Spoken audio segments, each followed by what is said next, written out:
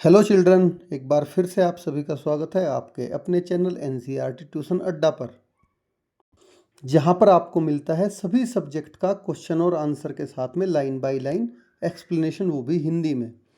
यहां पर आपको क्वेश्चंस को लर्न करने की ज़रूरत नहीं होती है, आप खुद से उनके आंसर लिख पाओ, इतना कैपेबल आपको बनाया जाता है। तो अगर आपने चैनल को सब्सक्राइब नहीं किया है तो सबसे पहले आप चैनल को सब्सक्राइब कर लें। उसके बाद में फिर आज हम स्टार्ट करते हैं लैंड फॉर्म्स एंड लाइफ का पार्ट नंबर 2। पार्ट 1 हम ऑलरेडी इससे पहली वीडियो में कवर कर चुके हैं, तो आज हम पढ़ेंगे पार्ट 2। चलिए स्टार्ट करते हैं। तो सबसे पहले हमने इसमें क्या क्या पढ़ा था उसको थोड़ा सा एक बार हम फटाफट रिवाइज करेंगे। हमने इसमें पढ़ा था कि जो लैंड होता है वो ब्रॉडली कितनी चीज़ों में तीन कैटेगरी में डिवाइड कर रखा है। एक माउंटेन, दूसरा प्लेटू, तीसरा प्लेन्स में। ठीक है, माउंटेन्स के बारे में हमने ऑलरेडी पढ़ा था कि माउंटेन क्या होते हैं, हिल्स क्या होती हैं। ठीक है, ये आपने देखा था। हिल्स के बारे में भी आपने स्टडी की थी कि हिल्स क्या होती हैं, how they are differ from the mountains, और different mountains at different continents और इन द वर्ल्ड जो हमने देखे थे। माउंट एवरेस्ट देखा था एशिया में, माउंट एकोंकागुआ देखा था आपने साउथ अमेरिका में, माउंट किलिमंजारो देखा था आपने अफ्रीका में, माउंट ब्लैंक देखा था आपने यूरोप में, और माउंट कंचनजंगा ये इंडिया का टॉप मोस्ट पीक है, और माउंट अनाईमुड़ी ये साउथ इंडिया का जो आपने देखा था। तो माउंटेन रेंजेज को यहाँ पे दिखाया गया था कि कैसे आप देख सकते हो कितना ह्यूज डिफरेंस है इनमें सब में एज पर देयर हाइट्स। फिर आपने माउंटेन का इन्वायरमेंट के बारे में पढ़ा था कि माउंटेन्स का इन्वायरमेंट कैसा होता है, किस तरह के वहाँ पे पेड़ पौधे उगते हैं, किस तरह के वहाँ पे जीव रहते हैं। देखिए पशु पक्षी, ये वहाँ के सारे आपको पशु पक्षी दिखाए गए थे, इनके बारे में बताया भी गया था कैसी वहाँ पे खेती होती है, जिसको टेरेस फार्मिंग बोलते हैं ये। ठीक है, फिर माउंटेन में लाइफ, लोग कैसे रहते हैं उसके बारे में आपको बताया गया था। तो हम आपको माउंटेन में रहने में लोगों क्या क्या परेशानियां होती हैं उनके बारे में आपको बताया गया। जैसे लैंडस्लाइड वहाँ पे कभी भी हो जाता है, ठीक है, फ्लैश फ्लड वहाँ पे कभी भी आ जाती है, अचानक से बादल फट जाता है जिसको बोलते हैं क्लाउड ब्रस्ट। अनकंट्रोल्ड टूरिज्म हो रहा है वहाँ पे, लोग बहुत ज़्यादा जाते हैं घूमने के लिए। एवलेंस एवलेंस इफेक्ट आता है, heavy snowfall, cloud burst, cold weather. तो ये बहुत सारी दिक्कतें हैं जो लोग वहाँ रहते हैं वे इसको फेस करते हैं। तो चलिए आज हमने माउंटेन हम पढ़ चुके थे, आज हम स्टार्ट करेंगे प्लेट्यूज से। A plateau is a landform that rises up from the surrounding land and has a more और लेस फ्लैट सरफेस। तो जो प्लेट्यू होता है वो एक ऐसा लैंडफॉर्म होता है, ऐसी स्थल आकृति होती है जो आसपास की भूमि से ऊंची उठी होती है, और प्राय जो इसका सरफेस होता है वो कैसा होता है, फ्लैट, चपटा होता है, जैसा आपने देखा भी है। Some of its sides are often steep slopes. तो इसके साइड्स क्या होती है, बिल्कुल एकदम सीधी खड़ी ढलान होती है कुछ साइड्स पे इसकी। Like mountains, plateau can be young और old in terms of the earth history. Mountain की तरह ही जो प्लेट्यू हैं वे भी कुछ यंग हैं जिनमें, और कुछ बहुत ज़्यादा पुराने भी हैं, एंशियंट भी हैं, ओल्ड हैं। Two examples of plateaus are the Tibetan plateau, the largest and highest plateau in the world, and the Deccan plateau. अब प्लेट्यूज के यहाँ पे आपको दो एग्जाम्पल दिए गए हैं। एक तो तिब्बतन प्लेटू दिया गया है, ठीक है, जो सबसे ऊंचा है, लार्जेस्ट है वर्ल्ड का, लार्जेस्ट एंड हाईएस्ट, सबसे ऊंचा और सबसे बड़ा। और दूसरा आपको दिया गया डेक्कन प्लेटू का, जो कि हमारा दक्षिण का पठार है। द हाईएस्ट, दक्षिण का पठार मतलब हमारे साउथ इंडिया में जो है पूरा, उसकी बात हो रही है ये। और तिब्बतन प्लेटू है हमारा जो हिमालय के ऊपर पड़ता है तिब्बत में। The highest of plateaus can vary from a few hundred metres to several thousand metres. तो जो ये प्लेटू होते हैं वे कुछ सौ मीटर से लेकर कई हज़ार मीटर तक भी ऊंचे हो सकते हैं। जैसे जो तिब्बतन प्लेटू है वो समवेयर कितनी हाइट का है, वो 6000 मीटर पे है। ठीक है, इसलिए इसको सबसे ऊंचा प्लेटू बोलते हैं। देखिए जैसे यहाँ पे आपको बताया भी गया है कि the Tibetan plateau has an average altitude of 4500 metre, मतलब 4500 मीटर तो उसका एवरेज एल्टीट्यूड है, वो कहीं कहीं 6000 मीटर भी ऊंचा है। Which explain why it has been nickname the roof of the world. तो इसका निकनेम क्या है, इसी कारण इसको विश्व की छत का नाम भी दिया गया है, रूफ ऑफ द वर्ल्ड भी। From east to west it is nearly 2500 kilometre long, the distance from Chandigarh to Kanyakumari. तो ये ईस्ट से लेकर वेस्ट में 2500 किलोमीटर लंबा है। यानी कि आप अगर समझना है तो समझो कि जैसे चंडीगढ़ से कन्याकुमारी जाना हो हमें, कन्याकुमारी इतनी दूर, इतना लंबा है ये, जो कि अराउंड 2500 किलोमीटर है। The Deccan प्लेटू of the central and south India is one of the oldest प्लेटू in the world.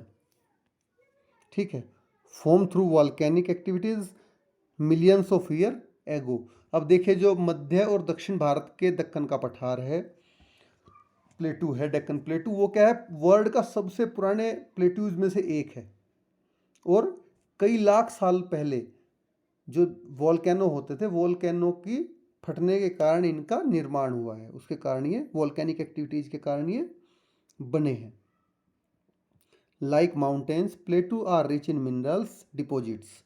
Mountain की तरह ही प्लेटूज भी क्या हैं, मिनरल्स के प्रचुर भंडार हैं।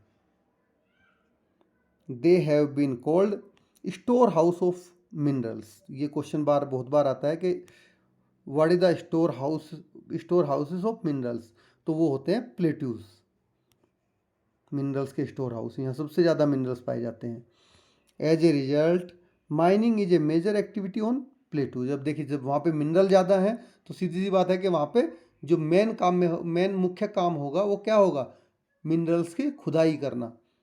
ठीक है, where many of the world's largest mines are formed. अब जब खुदाई होगी तो खुदाई होने से क्या बन जाएगा, वहाँ पे खनन होने से माइंस बन जाएंगी। तो वर्ल्ड की सबसे बड़ी जो खदानें हैं, माइंस हैं, वो वहीं पे पाई जाती हैं। For example the east African plateau is famous for gold and diamond mining. तो एग्जाम्पल के लिए जो अफ्रीकन प्लेटू है, अफ्रीका का पठार है, वहाँ पे वो सोने और हीरे की खान के लिए प्रसिद्ध है। जैसा कि आपने पढ़ा भी होगा कि सबसे ज़्यादा जो गोल्ड माइनिंग होती है वो अफ्रीका से होती है। In India huge reserves of iron, coals and manganese are found in the Chota Nagpur प्लेटू। और भारत में सबसे ज़्यादा जो छोटा नागपुर का प्लेटू है, उसमें इंडिया के मैप में आप देखेंगे तो जो आपको छत्तीसगढ़ और बिहार में फैला दिखेगा, ठीक है, समवेयर थोड़ा बहुत पश्चिम बंगाल से लगता हो, वहाँ पे सबसे ज़्यादा लोहे के, कोयले के और मैग्नीज के भंडार हैं। ठीक है, the प्लेटू environment is very diverse across the world. अब इन प्लेट्यूज का जो पर्यावरण है वो बहुत ही विविधता भरा है। ठीक है, डाइवर्स मतलब विविधतापूर्ण, बहुत अलग अलग तरह का। Many plateaus have a Rocky soil. बहुत सारे प्लेट्यूज में कैसी मिट्टी है, चट्टानी मिट्टी है। Which makes them less fertile than plains, जिसकी वजह से वे प्लेन्स की अपेक्षा कम फर्टाइल हैं, कम उपजाऊ हैं। See next section and there for less favourable to farming. इसीलिए आप नेक्स्ट सेक्शन देखिए, जो पठार होते हैं वो कृषि के लिए कम फेवरेबल होते हैं, लेस फेवरेबल होते हैं। An exception is that of lava plateaus that is form through volcanic activities as they often have a rich black soil. अब देखिए जो ज्वालामुखी वॉल्केनिक एक्टिविटीज से लावा निकला, लावे से फिर क्या बने, ये प्लेट्यूज बने।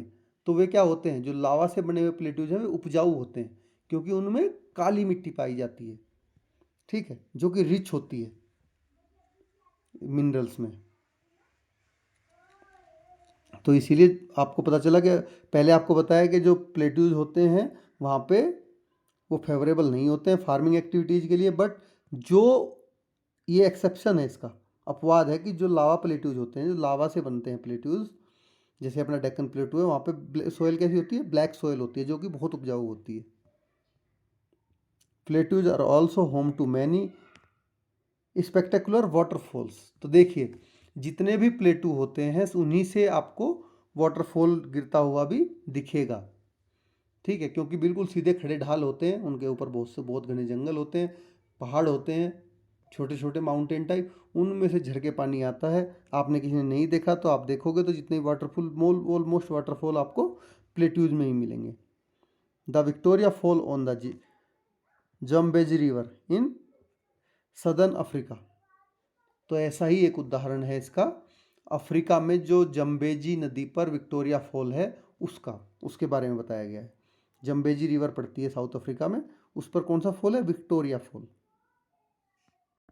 ये देखिए आपको इस तरह से वाटरफॉल दिखाए भी गए हैं, ऐसे होते हैं, बिल्कुल खड़े ढाल होते हैं प्लेट्यूज के, और वहीं से ऊपर से ऐसे इसमें से पानी के झरने गिरते हैं बारिश के मौसम में। The Hundru fall on the Suvarnarekha river in the Chota Nagpur plateau and the Jog fall on the Sharavati river in the western Ghats are few such waterfalls. अब ऐसा ही जो झरना है वो छोटा नागपुर पठार में स्वर्ण रेखा नदी के ऊपर है, जिसको बोलते हैं हंड्रू फॉल्स, हंड्रू जलप्रपात। और ऐसा ही हमारे यहाँ एक शरावती रिवर के ऊपर है वेस्टर्न घाट्स में, जिसको क्या बोलते हैं? जोग फॉल्स। ये भी एमसीक्यू है कि हंड्रू फॉल्स किस नदी से है, बनता है, किस नदी पर है, और जोग वाटरफॉल्स किस नदी पर है? द नोखलिकाई फॉल्स, जो कि नीचे दिखाया गया है, ये नोखलिकाई फॉल्स है। Drop down 340 metre from the Cherrapunji plateau in Meghalaya. जो चेरापूंजी मेघालय का प्लेटू है वहाँ पर ये नोखलिकाई फॉल है, जो कि कम से अराउंड 340 मीटर की ऊंचाई से गिरता है। तो इसको आप देखिए कितना सुंदर दिखता है ये देखिए, ये पानी बिल्कुल दूध की तरह आपको दिखेगा, वाइट वाइट एकदम, कि जैसे दूध की तरह पानी गिर रहा हो। बारिश के मौसम में कभी आप चेरापूंजी जाओगे तो आप देखना, बड़ा ही सुंदर ये दिखता है, क्योंकि मैंने पर्सनली जाके देखा है। तो ये आपको दिख रहा है, इस तरह से आपका ये प्लेटूज वाला पार्ट भी कवर हो गया। चलिए आगे बढ़ते हैं। अब हम पहुंच जाते हैं प्लेन्स पे, मैदान। तो प्लेन्स क्या होते हैं? Plains are landforms that have an extensive flat और जेंटली अंडुलेटिंग सरफेस। तो प्लेन होते कैसे हैं? एक ऐसी स्थलाकृति होती है, ऐसी लैंडफॉर्म होती है जो कि बहुत लंबी चौड़ी और सपाट प्लेन होती है, और हल्की हल्की तरंगित, थोड़ा बहुत ऊंचा नीचा होगा नाम मात्र को, बट अदरवाइज बिल्कुल एक फ्लैट सरफेस होती है, ठीक है। They do not have an large hills और डीप वैलीज। इनमें ना ही इनमें लार्ज हिल्स होती हैं और ना ही इनमें गहरे वैलीज होती हैं। They are generally not more than 300 metre above sea level. जो मैदान है वो समुद्र तल की ऊंचाई 300 मीटर से अधिक नहीं है, कहीं भी नहीं होते। तो सी लेवल के बारे में आपने पढ़ा था, the average level of the surface of the ocean also called, क्या कहते हैं उसको? मीन सी लेवल। तो जो एवरेज सरफेस है समुद्र का, उसी को मीन सी लेवल बोलते हैं। आपने पिछले पार्ट में हमने इसको कवर किया था कि मीन सी लेवल क्या होता है। Now flood plains are one type of plain formed by rivers originating in the mountain ranges where they collect particles of rock, sand and silt called sediments. अब यहाँ पे बताया गया है कि फ्लड प्लेन्स का मतलब जो भी माउंटेन्स से नदियाँ निकलती हैं, ओरिजिनेट होती हैं माउंटेन रेंजेस से, वे क्या करती हैं अपने साथ में बहुत सारी मिट्टी, सिल्ट, रेत, चट्टाने काट के गाद को लेके आती है अपने साथ में, और यहाँ पे आके सेडिमेंट्स को, जिसको क्या कहते हैं? सेडिमेंट कहते हैं, और यहाँ पे आके उसको जमा कर देती है। उसको जमा कर करके प्लेन्स बने हैं। These sediments are curled all the way to the plains where these sediments are carried all the way to the plains where the rivers deposit them, making the soil very fertile. अब नदियाँ क्या करती हैं कि इन sediments को अपने साथ लेके आती हैं, प्लेन्स में जमा करती हैं, और इसको क्या करती हैं? फर्टाइल सोयल बनाती है, बहुत ज़्यादा, very fertile. As a result these plains are ideal for growing crops of all kinds. तो इसको आप देखोगे लास्टली, ये जो मैदान होते हैं सभी तरह की फसलें उपजाने के लिए उपजाऊ होते हैं, बहुत ज़्यादा उपयुक्त होते हैं, उपजाऊ होते हैं ये। And agriculture is a major economic occupation in this landform. तो देखिए यहाँ पे जब सबसे ज़्यादा उपजाऊ मिट्टी है तो यहाँ पर लोगों का जो मुख्य व्यवसाय है, मुख्य आर्थिक व्यवसाय होगा वो क्या है? कृषि है, खेती करते हैं यहाँ के लोग सबसे ज़्यादा। Plains also support a variety of flora and fauna. प्लेन्स में भी बहुत तरह की अलग अलग तरह की वनस्पतियाँ और जीव जंतु का पाए जाते हैं, क्योंकि ये उनका सबका भरण पोषण करते हैं। तो देखिए यहाँ पे कुछ आपको प्लेन्स दिखाए गए हैं, इनको इनके बारे में चर्चा कर लेते हैं।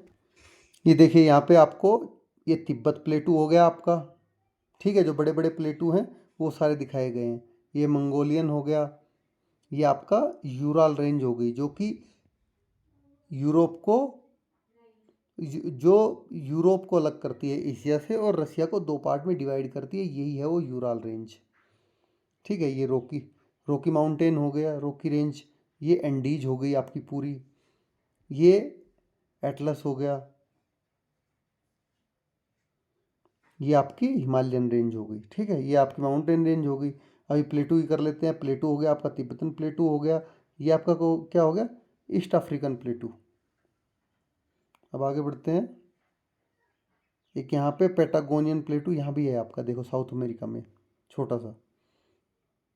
अब आगे बढ़ते हैं, आपकी बात करते हैं इसकी रिवर प्लेन्स की, जो नदियों ने प्लेन बनाए हैं। देखिए कितना बड़ा प्लेन यहाँ पे है, ठीक है। बहुत बड़ा प्लेन इंडिया में पड़ता है उसका। नील नदी का प्लेन यहाँ पे है। ये अमेजोन नदी का प्लेन है। ये मिसिसिपी नदी का प्लेन है जो कि अमेरिका में पड़ता है। चलिए आगे बढ़ते हैं अब। तो लेट्स एक्सप्लोर में केवल आपको बताया गया कि use the colour code in figure, add a landform to each name. तो आपको जो कलर कोड दिए गए हैं हर एक लैंडफॉर्म के लिए उनको देखना है, और आपको नाम इनका लर्न करने की ज़रूरत नहीं है, ठीक है। और आप इनसे उनको फाइंड आउट कर सकते हैं पूरे वर्ड में केवल उनके कलर कोड से, कि कहाँ पे प्लेटू है, जैसा आपको दिखाया गया, कहाँ पे प्लेटू है, कहाँ पे प्लेन्स है और कहाँ पे आपका माउंटेन रेंजेस है। अब ये देखिए, ये गंगा के प्लेन का सेटेलाइट व्यू है। जो सेटेलाइट होते हैं ना आसमान में, उनसे खींचा गया। देखिए गंगा के प्लेन ऐसे दिखते हैं सेटेलाइट से। ये आपका हिमालयन रेंज है, जहाँ पे वो बर्फ़ से ढकी हुई चोटियाँ हैं जो आपको वाइट वाइट दिख रही हैं, ठीक है। Now let's explore.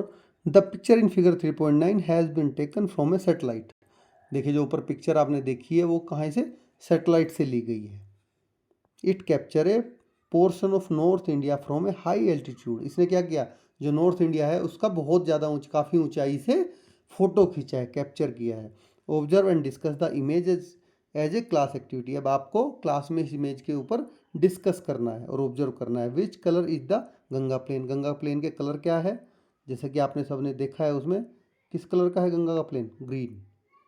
What does the white expanse represent? जो सफ़ेद सफ़ेद ऊपर चद्दर सी बिछी हुई है वो क्या रिप्रेजेंट कर रही है? वो आपकी क्या रिप्रेजेंट करती है? आपको सबको पता है, यू ऑल नोज, हमारा हिमालयन रेंज। और what does the brown expense at the bottom left of the image represent? और जो इसके नीचे की तरफ ब्राउन ब्राउन दिख रहा है वो क्या रिप्रेजेंट कर रहा है? वो किस चीज़ को दर्शा रहा है बॉटम लेफ्ट में? अब हम डिस्कस करेंगे लाइफ इन द प्लेन्स, मैदानों में जीवन, लोग रहते हैं उनके बारे में। तो थाउजेंड्स ऑफ ईयर्स एगो, हजारों वर्ष पहले, the first civilisation developed around rivers in fertile plains. तो जो सबसे पहले लोगों ने रहना शुरू किया, सबसे पहली सभ्यताएं जो विकसित हुई, उभर के सामने आई, वो कहाँ पे हुई? नदियों के उपजाऊ मैदानों में। In our times to a large part of the world population lives in plains. तो हमारे समय में आज भी जो विश्व की अधिकांश जनसंख्या है, मैक्सिमम लोग हैं, वो कहाँ रहते हैं? प्लेन्स में रहते हैं। About 40 crore people, more than 1/4 of the total Indian population live in India's Ganga plain. तो भारत के खुद 40 करोड़ की जनसंख्या लगभग भारत के गंगा के मैदानों में रहती है, जो कि भारत की कुल जनसंख्या का 1/4 से भी ज़्यादा है। ज़्यादा है ना 1/4 से, क्योंकि टोटल आप 1.45 करोड़ 4500 करोड़ मानो ठीक है, तो 40 करोड़ इसके 1/4 से ज़्यादा ही है। Often called the Gangetic plain, जिसको हम ओफनली क्या बोलते हैं, जनरली गंगेटिक प्लेन बोलते हैं। As with many other plains of the world, the major occupation of people in this region include river fishing and agriculture. तो विश्व के सभी मैदानों की तरह जो यहाँ के लोग हैं, उनका भी जो मेन ऑक्यूपेशन है, मुख्य व्यवसाय है, वो क्या है, रिवर फिशिंग और एग्रीकल्चर है। ठीक है, मतलब मछली पालते हैं और खेती करते हैं। Food crops such as rice, wheat, maize, barley and millets are grown. यहाँ पे कौन कौन सी फसलें उगाई जाती हैं, राइस उगाया जाता है, वीट, मेजे, मक्का, बार्ले, जौ और मिलेट्स, मोटा अनाज। Fibre fibre crops such as cotton, jute and hemp are also grown in the Gangetic plains. इसके साथ साथ यहाँ पर क्या क्या और कपास, जूट और सन जैसी रेशेदार फसलें भी उगाई जाती हैं। अब आप मिलेट्स की बोलोगे तो मिलेट्स क्या क्या होते हैं, मोटे अनाज कौन से होते हैं, आपको मैंने पहले भी ये बताए हैं। इसमें ज्वार आता है, बाजरा आता है, रागी आती है। ठीक है, इनको बोलते हैं मिलेट्स, मोटे अनाज। तो traditional agriculture has been mostly rainfed. तो यहाँ का जो खेती है, परंपरागत खेती है, वो मुख्य रूप से किस पर निर्भर है, बारिश पर निर्भर होती है। That is water through rainfall. Rainfed मतलब बारिश के द्वारा फसल को फीड करना, तो इसलिए यहाँ पे रेनफॉल बोला गया है। That is the water through rainfall. In recent decades however agriculture has turn to irrigation with water brought to the field through networks of canal और पम्प्ड फ्रॉम ग्राउंड वाटर। लेकिन अभी पिछले कुछ दशक में, अभी के दिनों में जो यहाँ खेती हो रही है, वो नहर के जाल पे, और जो भूमिगत जल है उसको आपने देखा होगा पंप से ऊपर निकाल के ज़मीन के नीचे से। ठीक है, लोग सिंचाई कर रहे हैं और इन्होंने क्या किया, अपनी जो उपज है उसको बढ़ाया है इससे।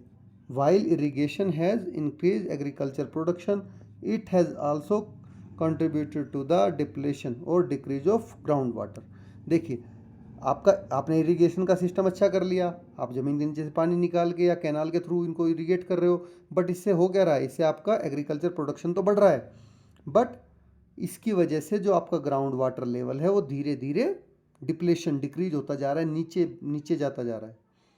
ठीक है, वो मतलब ज़मीन में पानी की कमी होती जा रही है। This presents change for the future of agriculture in the region. अब ज़मीन में के नीचे कोई असीमित पानी तो है नहीं, उसकी भी एक सीमा है, वो भी एक लिमिट तक ही है। तो जो अगर ये ऐसे ही निकालते रहे तो ये आगे के समय में इस रीजन के फ्यूचर के लिए बहुत बड़ा चैलेंज होने वाला है। Some of the other problems affecting the Ganga plains included high population and pollution. तो हमारे जो गंगा के मैदान हैं, प्लेन्स हैं, इनको प्रभावित करने वाली और भी कई समस्याएं हैं, जैसे कि यहाँ पर बहुत तेज़ी से बढ़ती हुई बहुत ज़्यादा जनसंख्या, और जनसंख्या के द्वारा किया जा रहा बहुत ही हाई लेवल पे पोल्यूशन। तो ये यहाँ की बहुत बड़ी चुनौतियाँ हैं। वेदर इन माउंटेन रेंजेस और plains, river around the world have carried immense cultural values. अब चाहे वे पर्वत हो या मैदान हो, विश्व में बहने वाली जो नदियां हैं वे बहुत से सांस्कृतिक मूल्यों का वहन करती हैं। ठीक है, कैरिड इमेंस कल्चर, जो सांस्कृतिक मूल्य होते हैं। इन particular many communities have considered a river source and its confluence with one or two other rivers to be sacred। तो इनमें बहुत सारे समुदाय, विशेष रूप से जो नदियों के संगम होते हैं, नदियों के स्रोत होते हैं, स्रोत मतलब जहाँ से नदियाँ बन के चलती हैं या जहाँ पे एक नदी दूसरी नदी में मिल जाती है, उन जगहों को क्या मानते हैं, सेक्रेड, पवित्र मानते हैं। जैसे कि आपने प्रयागराज देखा होगा, प्रयागराज में गंगा यमुना का संगम है, इसलिए उसको सेक्रेड मानते हैं। और जैसे गोमुख है, गोमुख से गंगा शुरू होती है, निकलती है, इसलिए उसको भी सेक्रेड मानते हैं। तो जहाँ से ये निकल रही है और जहाँ से, देखिए कॉन्फ्लुएंस क्या बोला, the meeting point of two और मोर रिवर, दो या दो से ज़्यादा नदियाँ जहाँ पर मिलती हैं, जिसको संगम बोलते हैं, संगम स्थल। कॉन्फ्लुएंस का मतलब हो गया संगम, मिलन स्थल। तो उनको हम पवित्र मानते हैं, जहाँ पे दो नदियाँ मिल रही हो या जहाँ से कोई नदी निकल रही हो, बन के चलती हो। In India numerous festival, ceremonies and rituals are connected at such locations. और स्पेशली भारत में इन स्थानों पर बहुत से त्योहार, समारोह और धार्मिक कृत्य किए जाते हैं। जैसे कि आपने देखा होगा, अब प्रयागराज में जनरली महाकुंभ, अर्धकुंभ, महाकुंभ मेला, ऐसी जगह यहाँ पे इंडिया में ऑर्गेनाइज होता है बड़े लेवल पे, जो बहुत सारे लोग जाते हैं। जैसे अभी इस साल था, जनवरी में इसमें प्रयागराज में महाकुंभ था। Because plains have a gentle slope, river navigation is easy and support a lot of economic activities। देखिए मैदानों में क्या होता है, हल्का ढलान होता है, बहुत ही कम, कि आपको देखने से दिखेगा भी नहीं। तो इसलिए वहाँ पर जो नदियों में नाव चलाना होता है वो बड़ा ही सुगम, आरामदायक होता है, और इससे बहुत सी आर्थिक गतिविधियों को, इकोनॉमिक एक्टिविटीज़ को सहायता मिलती है, सपोर्ट मिलती है। In earlier days people also used river extensively to travel from one place to another। तो पुराने दिनों में भी लोग एक जगह से दूसरी जगह जाने के लिए नदी मार्ग का ही प्रयोग करते थे। इवन टुडे, आज के दिन में भी, there are stretches along the Ganga where people prefer to use boats to move around. तो अगर आज की बात करें हम, तो गंगा के किनारे ऐसे बहुत से स्थान हैं जहाँ पर लोग आने जाने के लिए आज भी किसका यूज करते हैं, नौकाओं का, बोट्स का यूज करते हैं। Let's explore, can you give examples of river source और confluences from your region that are regarded sacred by any communities. अब क्या आप अपने प्रदेश की जो नदी के स्रोत हैं या उसके संगम स्थल हैं, ठीक है, कन्फ्लुएंस, संगम स्थल, उसके कोई उदाहरण आप दे सकते हैं जिन्हें किसी समुदाय द्वारा सेक्रेड स्थल, पवित्र स्थल माना जाता है। Visit a nearby river and observe all activities there. आप किसी आसपास की नदी पर जाइए और वहाँ होने वाली सभी आर्थिक या सांस्कृतिक गतिविधियों को ऑब्जर्व करिए, वेदर, इकोनॉमिक और कल्चरल, कोई भी हो चाहे वो। Note them down and discuss with your classmates, और इनको आप लिख लीजिए और अपने क्लासमेट्स के साथ में डिस्कस करिए। Name some popular tourist destination in India and identify the category of landform they are associated with. तो भारत के जो सबसे ज़्यादा लोकप्रिय पर्यटन स्थल हैं, ठीक है, पॉपुलर टूरिस्ट डेस्टिनेशन है, उनके आप नामों की एक लिस्ट तैयार करिए, उनके नाम बताइए आप, साथ ही उनको पहचानिए कि वे किस लैंडफॉर्म में पड़ते हैं, आइदर दे माउंटेन में है, प्लेट्यूज में है या प्लेन्स में है।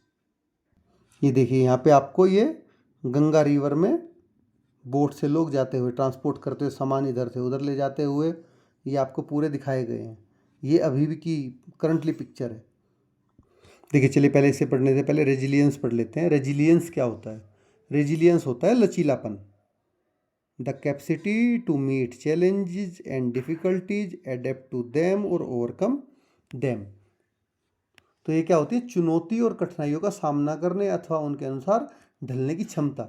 लचीलापन यही तो होता है कि आप किसी भी चीज़ के प्रति या तो उनका सामना कर लो आप, या फिर उनके अनुसार आप खुद को ढाल लो, इसको बोलते हैं रेजिलियंस।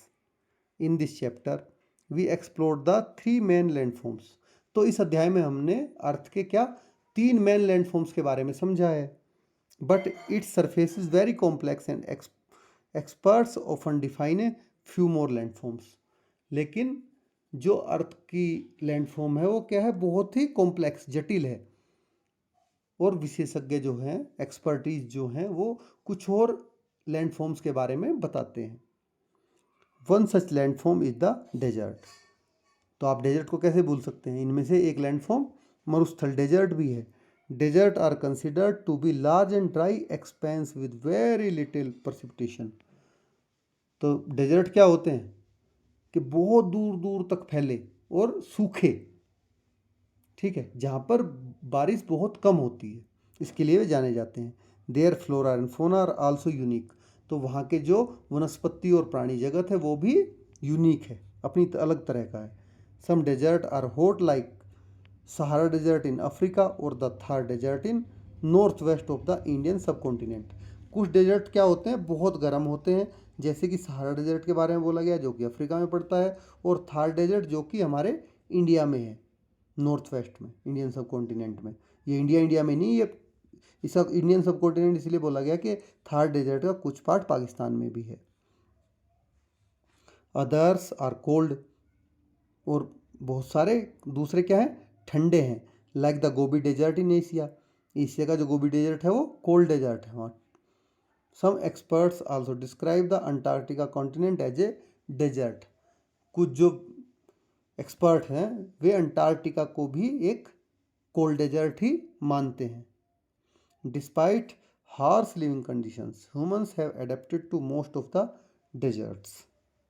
अब वहाँ पर देखिए जो लिविंग कंडीशंस हैं वो बहुत ज़्यादा हार्श हैं। हार्श मतलब बहुत कठिन परिस्थितियाँ हैं रहने की, क्योंकि जब पानी नहीं है, पानी के बिना सोचो कि कितना कठिन रहना होगा।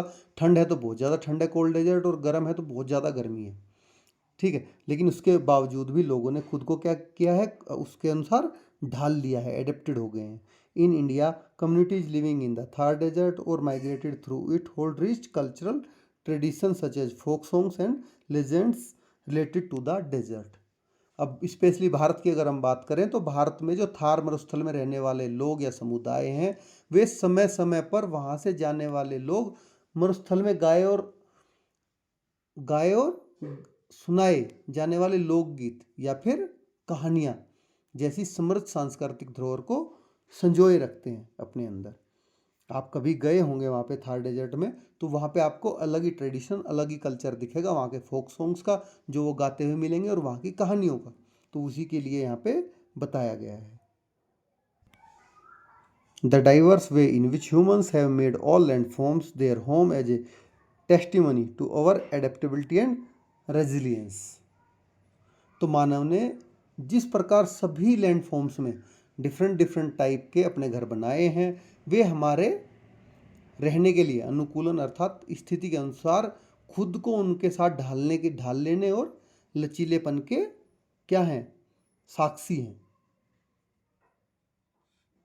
In the sense way present example है जो हमें आंखों से दिख रहे हैं कि जो भी लोग वहाँ पे जहाँ पे भी रहे हैं उन्होंने खुद को वहीं की स्थिति के अनुसार अपने आप को ढाल लिया है। जो ज़्यादा सर्दी वाली जगह में है उन्होंने खुद को अपना उस हिसाब से ढाल लिया, जो गर्मी में रह रहे हैं उन्होंने उस हिसाब से खुद को ढाल लिया है।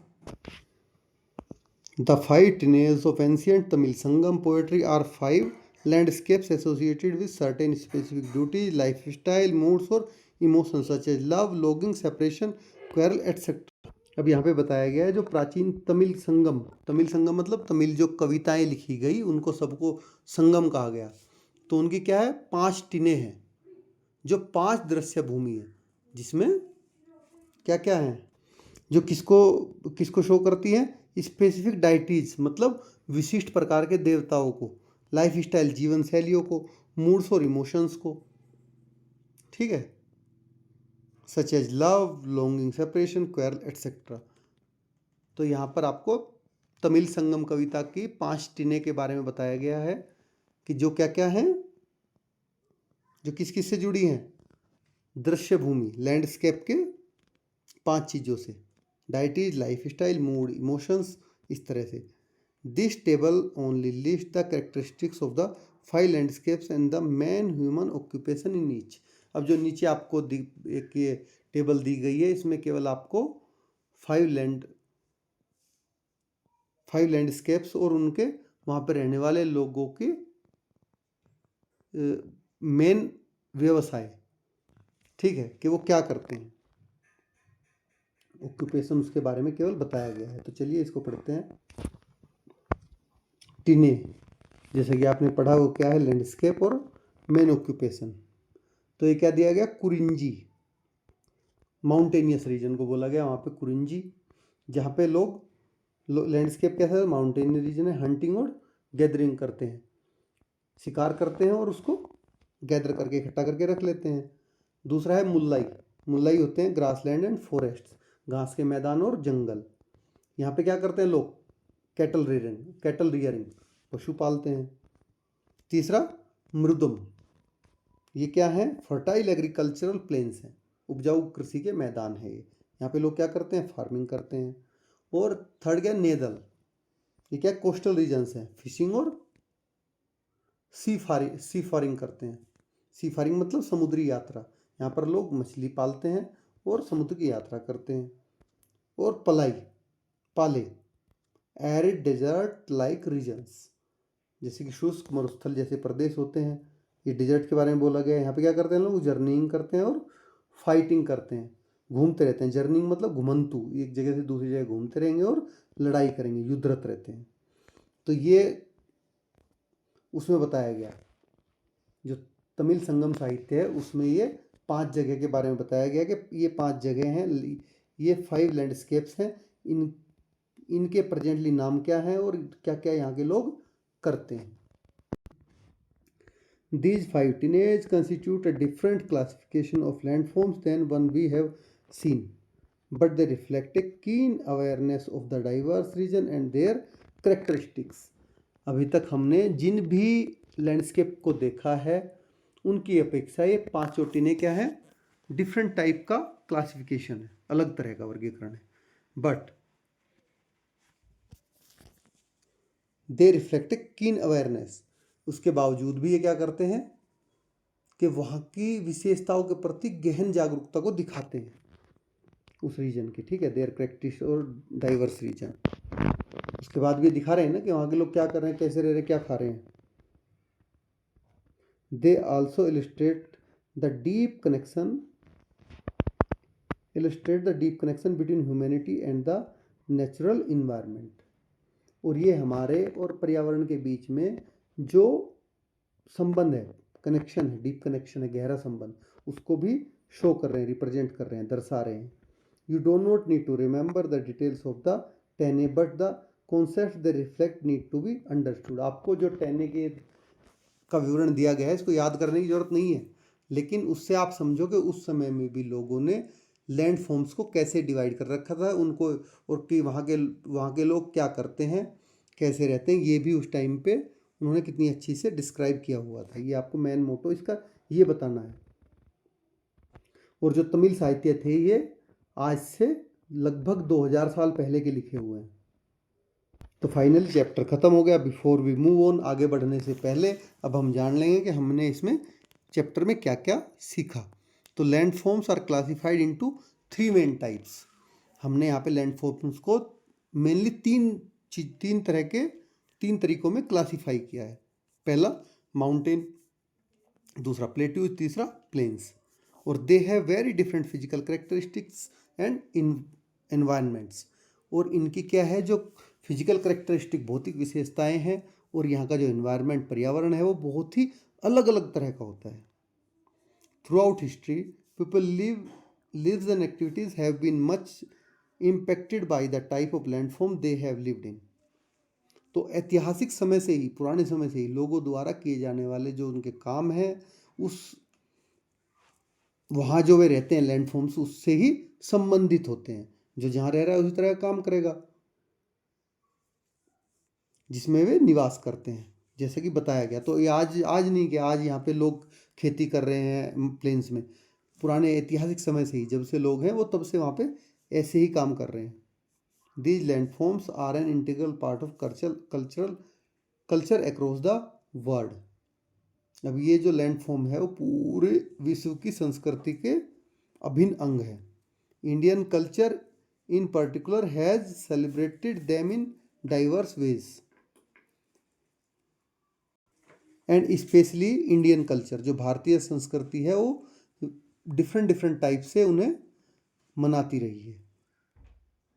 Each landforms offer different challenges as well as opportunities. हर एक जो लैंडफॉर्म है उसकी अपनी खुद की चुनौतियां हैं, खुद के अवसर हैं। देखिए, हर लैंडफॉर्म अपनी खुद की चुनौती प्रेजेंट करता है, खुद के अवसर प्रेजेंट करता है, दर्शाता है। तो इस तरह से आपका पूरा चैप्टर ये ख़त्म हो जाता है। और क्वेश्चंस, एक्टिविटीज़ एंड प्रोजेक्ट्स हम नेक्स्ट वीडियो में कवर करेंगे। तो आपको वीडियो कैसी लगी कमेंट में ज़रूर लिखें। आपको कोई और अलग तरह से एक्सप्लेनेशन चाहिए हो वो भी आप कमेंट में ज़रूर मेंशन करें। आपको वीडियो अच्छी लगी तो लाइक करें, चैनल को सब्सक्राइब करें। Thank you.